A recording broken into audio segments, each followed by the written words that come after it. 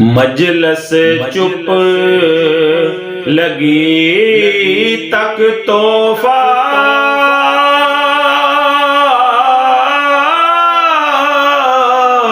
बहुत अजायब चीज़ां कुछ बयान न आवे की से कर कर रहे तमीज़ा ए जामे शाह मेरे डिठे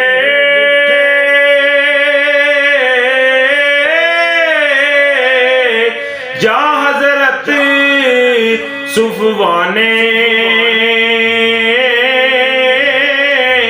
कहन लगाए कसब जीना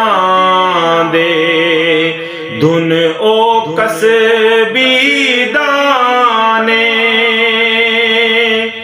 शाह मेरे लो रानी तक के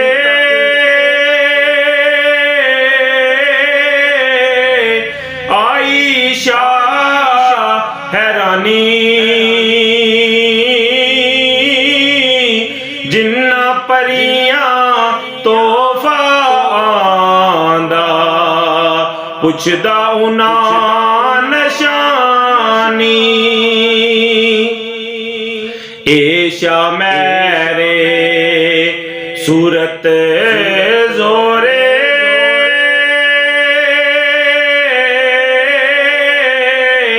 दसो किथों आई किस किस सूरत दी है मूरत किस उस्ताद बनाई ऐसी सूरत धरती उत्ते